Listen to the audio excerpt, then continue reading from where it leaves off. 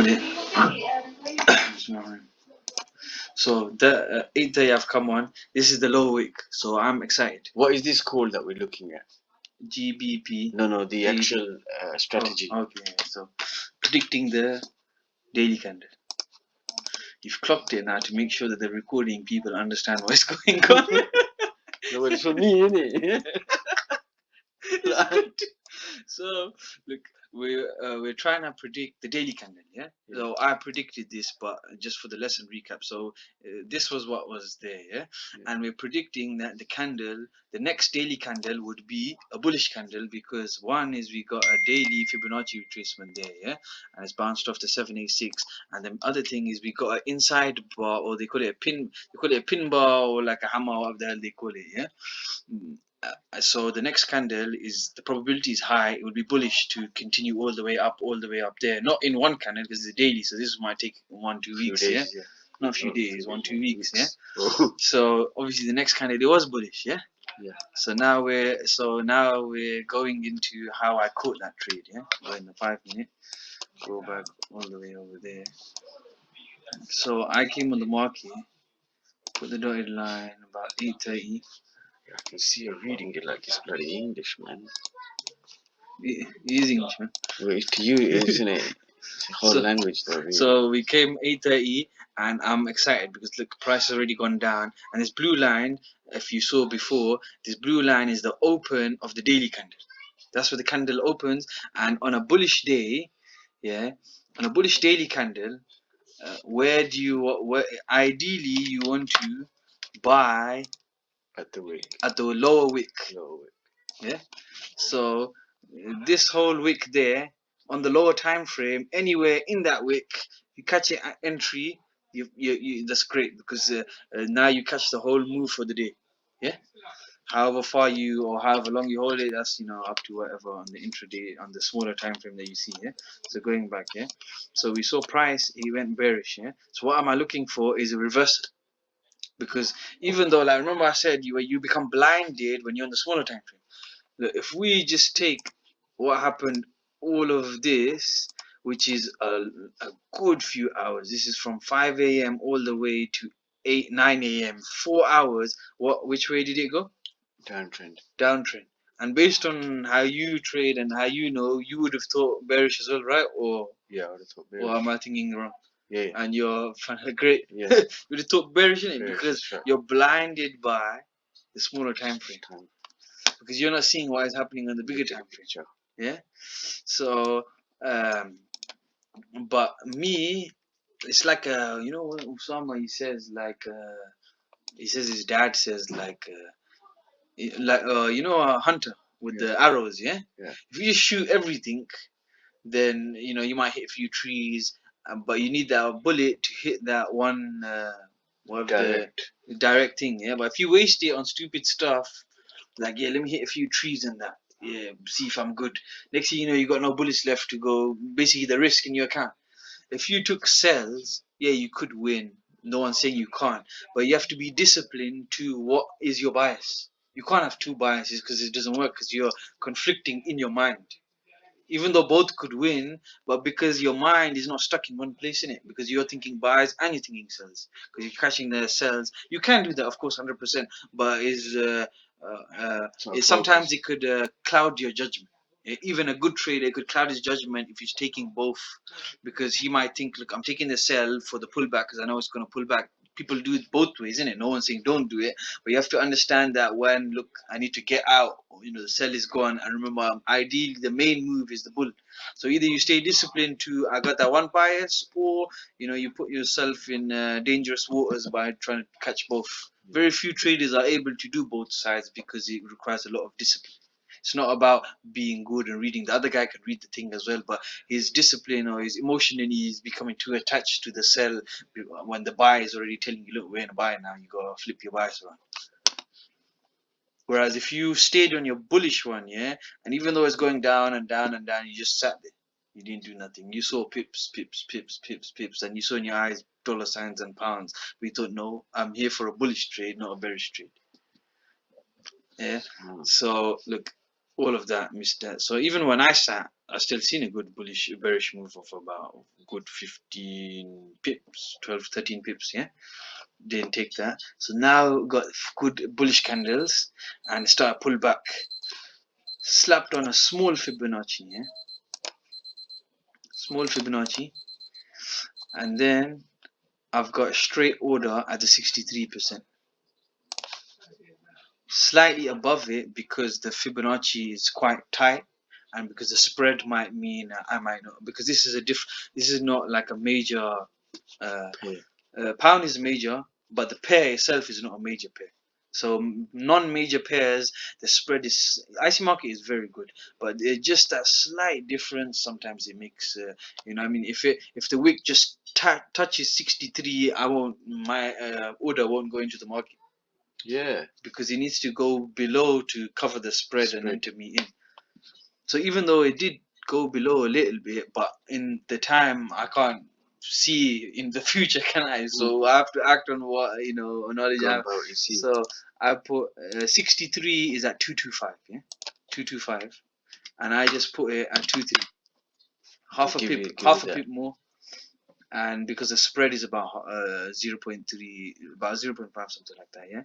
And the stop loss, I didn't do at the low because I thought, look, if it slips, if it remember we said it can sweep it, break below it, but still reverse up because it's taking out all those stop losses and orders, blah blah blah, to get the liquidity, they call it, yeah. Yeah. So you allow a little buffer. So I put it was about, I think, let me look at the size. Yeah, I put about 9. I think it's like 10 pips. Yeah, 10 pip stop loss. Wow. And my TP, tight, man. At the end of the day, we'll put another line. Yeah, the end of the day, daily candle. Oh, this guy's gonna keep ringing. Slowly. Yeah, that brother, he called me.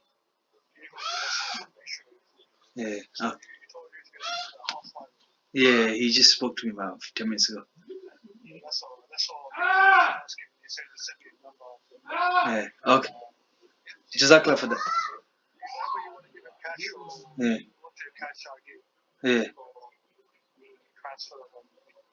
Nah. Yeah, I'll just give him cash. Okay, so. You know, Bruce, the recovery is today he's going on holiday, so he couldn't go and recover the car. Is that who you use? Because you can send him to pick the car up without going with him, and even though you might charge it late, still is the right price. Yeah, it's one best mates, bro. But at least you know he's like good, reliable guy, honest. Yeah. So look, this is your daily candle from there to there. Bullish, yeah? At the peak there, but in hindsight you can't see. Look, I closed it there. That's just bullshitting to yourself. But I had the fib at 200, yeah. So copy that.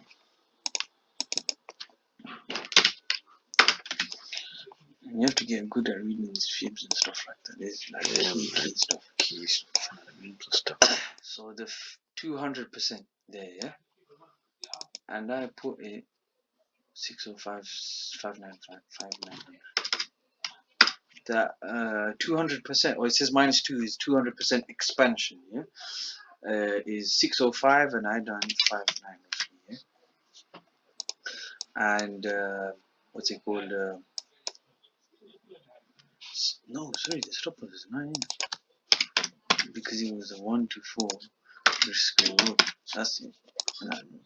So just below the 200 in case that it doesn't hit the 200. Just, you know, what's the word? Better safe than sorry, yeah.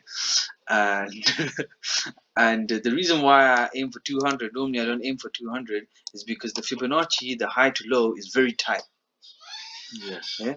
Whereas if the Fibonacci was like here to there, and catching this pullback, gives you room. You know, if this Fibonacci is tight, so I can use a very high target. Normally I said 27% in it, which is there, yeah. But I use 200 there, yeah. but because it's a tight Fibonacci, the low to high is like 31 to 17, is about 14 pips. Because this pair it moves about 100 pips in a day, so this projected to 200. I know it might sound a bit complicated mathematically, yeah, but just whatever, yeah. So that projected twice is basically about 40 pip trade, and I know this pair moves about say 80 to 100 pips in a day, and more when it's volatile, yeah. Right. So then I know I can catch that easily, and look, it did, because at the peak, right at the top of it is actually 51 pips there. Obviously, yeah, I didn't catch that, but that shows you, look, that prediction was right, yeah. And what's it called? But if you do a bigger Fibonacci, say from this low to that high, and you caught this pullback, yeah, then you can't use 200, because that, because 200 means double this move. That is that it will happen, but based on the daily analysis, but it will happen in 2-3 days. We're trying to be day trader, so we're not projecting that high. So in a bigger Fibonacci, we'll just catch the 27%. Look, if I just drew the, I think it missed the 27%, but look, yeah, 27% is there. It missed it just by there. And you know that thing where I said you should put it below to better safe than sorry. So this is where the better safe than sorry would have saved you. Not saved you, but like you'd have got your TP rather than it pulled back and you're like, oh no, I need to cut it now, and you missed out a good 12 pips, 10, 12 pips. So look at that trade based on that, yeah. And now let's go to the daily and see the daily, how much of the daily candle you caught. I caught. Obviously, you can't see it there. Where is it? Oh my gosh! Wow. Yeah. So the entry is there. You just caught most of it. TP is there. I only missed the upper wick. And that was that complicated thing. There's three things. Well, two. One is the daily candle, predicting the daily candle. Just simple. That was simple, literally. Inside bar. Literally simple. Yeah. Slap the Fibonacci. It's on the 786. That's on the inside bar. On the 5-minute inside bar doesn't really mean much, but because the daily candle, it has more weight to it. Yeah.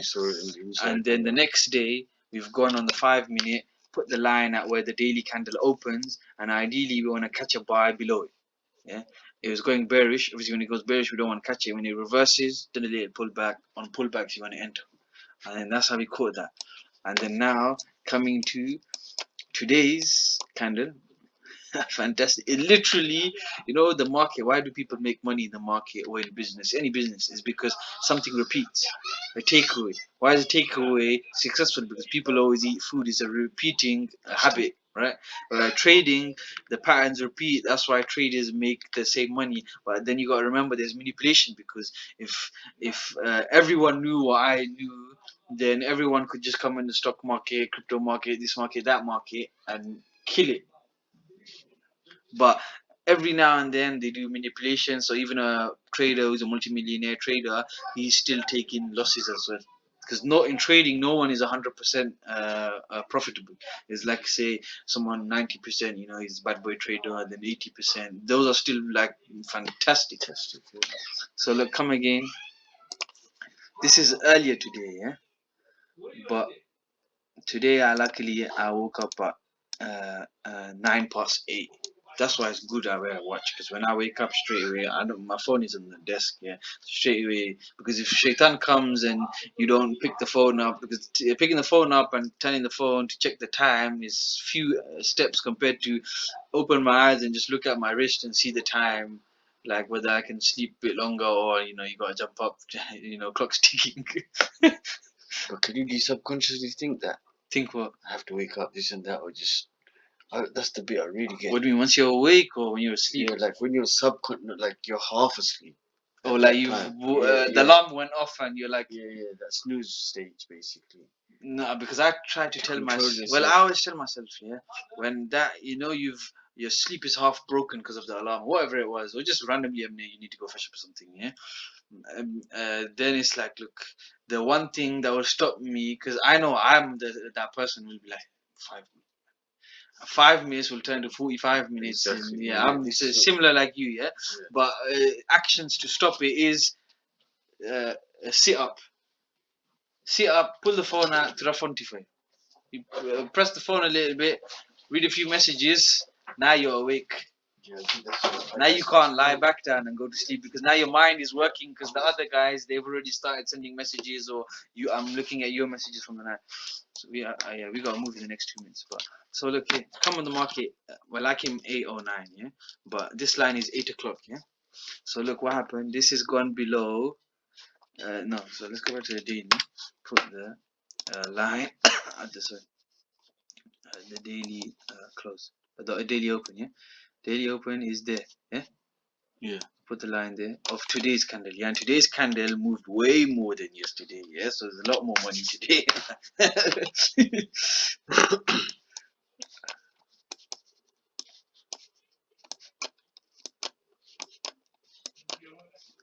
So look there, reversal, yeah. We're focused on this, yeah. Reversal, yeah. And pull back. After literally those two bearish candles, slap on a tight fib straight away. Don't even think twice about it. Again, don't even think about it.